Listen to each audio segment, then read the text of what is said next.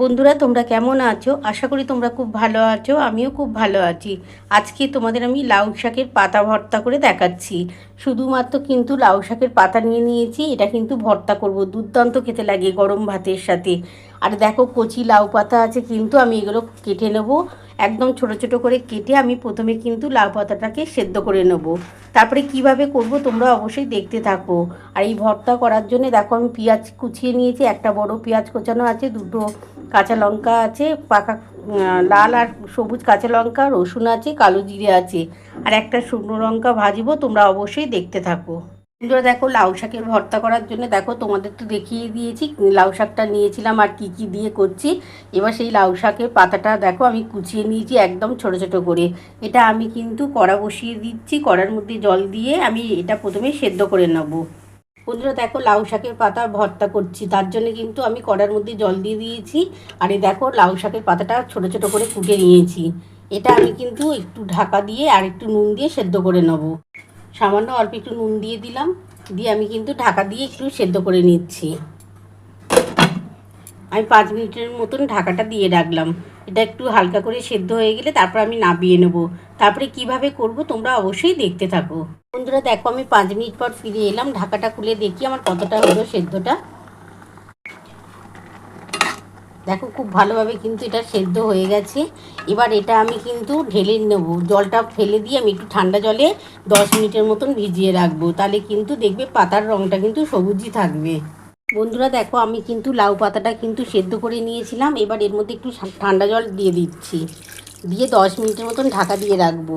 তাহলে দেখবে এই যে সবুজ রঙটা না তোমার সবুজই থাকবে, রঙের কোনো পরিবর্তন হবে না। এটা আমি 10 মিনিটের মতন ঢাকা দিয়ে রাখছি। 10 মিনিট পর আবার ফিরে আসছি। বন্ধুরা দেখো 10 মিনিটের মতন কিন্তু আমি ঠান্ডা জলে ঢাকা দিয়ে রেখে দিয়েছিলাম। দেখো লাউ পাতাটা এটা কিন্তু সেদ্ধ করে ঠান্ডা জলে ভিজিয়ে রেখেছিলাম। দেখো রঙটা কিন্তু একই রয়েছে। এবার এই পাতাটা কিন্তু আমি বেটে নেব। জলটা প্রথমে ফেলে দেবো, দিয়ে এই পাতাটা নেব। আর কিভাবে বাটবো তোমরা অবশ্যই দেখতে থাকো। বন্ধুরা দেখো এবার কিন্তু আমি এই যে লাউ পাতাটা ঠান্ডা জলে ভিজিয়ে রেখেছিলাম সেটা জলটা ভালো করে নিগড়ে নিয়েছি। এবার কিন্তু এটা বেটে নেবো। আর বন্ধুরা তোমরা কিছু মনে করো না, আমাদের পাশে কিন্তু ফ্ল্যাট হচ্ছে, তার জন্য কাজ চলছে, সেই জন্য একটুখানি আওয়াজ হচ্ছে। বন্ধুরা বন্ধুরা দেখো আমি কিন্তু লাউ পাতাটা কিন্তু ঠান্ডা জলে ভিজিয়ে রেখেছিলাম। এবার কিন্তু এটা ভালো করে নিগড়ে নিয়েছি জলটা। এবার এটা কিন্তু আমি বেটে নেব। আর বন্ধুরা যদি কোনো রকম আওয়াজ পাও প্লিজ আমাকে ক্ষমা করে দিও, কারণ পাশে আমাদের ফ্ল্যাট হচ্ছে, তার জন্য কিন্তু প্রচুর আওয়াজ হচ্ছে। দুটো কাঁচা লঙ্কা দিয়ে দিলাম, আর রসুন দিচ্ছি, আর কালো জিরে দিয়ে আমি বেটে নেব। বন্ধুরা দেখো এই যে কালো জিরে দিয়ে দিলাম, খুবই সামান্যই কালো জিরে দিচ্ছি, দিয়ে এবার এটা বেটে নেব। তারপরে আমি কড়ার মধ্যে তেল বসিয়ে দেবো। তেলের মধ্যে কিন্তু আমি প্রথমে পেঁয়াজ দিয়ে দেবো আর একটা শুকনো লঙ্কা দিয়ে, তারপরে পেঁয়াজটা একটু যখন লাল হয়ে ভাজা হবে তখন কিন্তু এই যে শাকটা যে বেটে রাখছি সেটা দিয়ে ভালো করে নাড়াচাড়া করে নামাবো। এবার এটা বেটে নিচ্ছি বন্ধুরা, তারপর তোমাদের দেখাচ্ছি। বন্ধুরা দেখো আমি কিন্তু কড়া বসিয়ে দিয়েছি, কড়ার মধ্যে সর্ষের তেল দিয়ে দিয়েছি। তেলটা গরম হলে আমি একটা শুকনো লঙ্কা আর একটা পেঁয়াজ কুচিয়ে রেখেছি সেটা আমি ভাজবো। তারপর কিভাবে করব তোমরা অবশ্যই দেখতে থাকো। দেখো আমি তেলের মধ্যে একটা শুকনো লঙ্কা আর একটা পেঁয়াজ কিন্তু ভেজে নিচ্ছি। এটা একটু হালকা করে ভাজা হলে আমি কিন্তু লাউ পাতাটা দিয়ে দেবো। বন্ধুরা দেখো আমি কিন্তু লাউ পাতা বেটে নিয়েছি, তোমরা তো দেখেই নিয়েছি এর মধ্যে কী কী দিয়েছি। কাঁচা লঙ্কা আছে, রসুন আছে, আর কালো জিরে আছে, একসাথে কিন্তু আমি বেটে নিয়েছি। বন্ধুরা দেখো আমার কিন্তু পেঁয়াজ আর শুকনো লঙ্কাটা মোটামুটি ভাজা হয়ে এসছে। আমি এই শুকনো লঙ্কাটা কিন্তু একটু আলাদা করে তুলে রাখছি। আমার এটা ভাজা হয়ে গেছে, এটা আমি তুলে রাখছি, এটা আমি পরে ব্যবহার করব।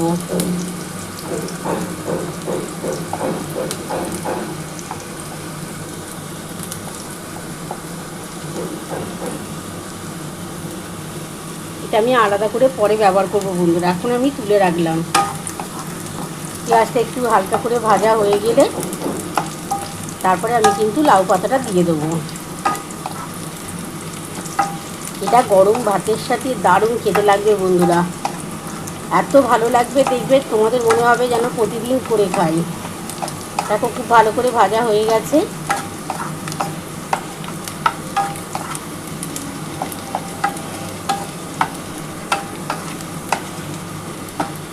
এবার আমি কিন্তু এই যে লাউ পাতাটা দিয়ে দিচ্ছি। এই যে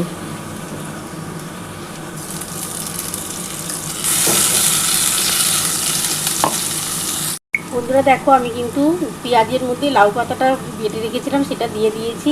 এবার 1 চামচের মতো নুন দিয়ে দিলাম, আর সামান্য অল্প একটু চিনি দিচ্ছি।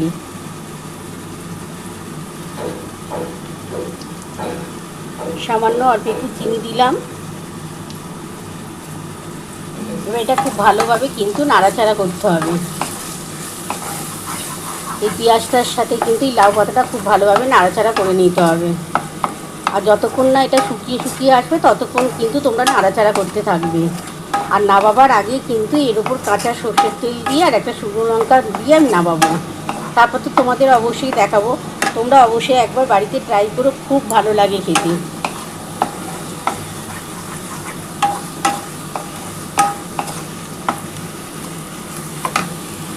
বন্ধুরা দেখো, আমার কিন্তু অনেকটা হয়ে গেছে। দেখো খুব ভালোভাবে কিন্তু আমি লাউ পাতাটা পেঁয়াজের সাথে কষিয়ে নিয়েছি।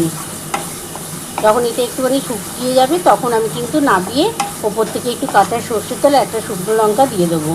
দারুণ খেতে লাগবে গরম ভাতের সাথে, কিন্তু একটু নাড়াচাড়া করতে হবে।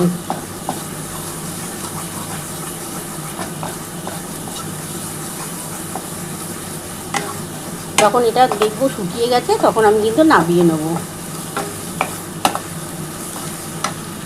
বন্ধুরা দেখো, আমার খুব ভালোভাবে হয়ে গেছে। এবার আমি কিন্তু নামিয়ে নিচ্ছি। দেখো আমি কিন্তু এটা ঠান্ডা জলে ভিজিয়ে রেখেছিলাম বলে দেখো সবুজ রঙটাও কিন্তু একদমই ফেড হয়নি। যেমন লাউ পাতার রঙ হয় তেমনই রঙটা রয়ে গেছে। এবার আমি নামিয়ে নিচ্ছি, নামিয়ে তোমাদের দেখাচ্ছি। বন্ধুরা দেখো, আমার কিন্তু লাউ পাতার ভর্তা নামানো হয়ে গেছে। তোমরা তো পুরো রেসিপিটাই দেখে নিয়েছো আমি কিভাবে করেছি। আর এই লাউ পাতার ভর্তা যখন হয়ে গেছে নামিয়ে আমি ওপর থেকে কাঁচা সর্ষের তেল আর শুকনো লঙ্কা দিয়ে এটা তোমাদের সামনে নিয়ে এলাম। কেমন হয়েছে বন্ধুরা তোমরা অবশ্যই কমেন্ট বক্সে জানিও। আর এটা কিন্তু গরম গরম ভাতের সাথে এই লাউ পাতার ভর্তা দুর্দান্ত খেতে লাগে। তোমাদের যদি আমার এই রেসিপিটা ভালো লেগে থাকে প্লিজ একটা লাইক সাবস্ক্রাইব করতে ভুলো না। আর কমেন্ট বক্সে অবশ্যই জানিও কেমন হয়েছে। তাহলে এরকম আরও নতুন নতুন রেসিপি নিয়ে তোমাদের সামনে হাজির হব। Thank you.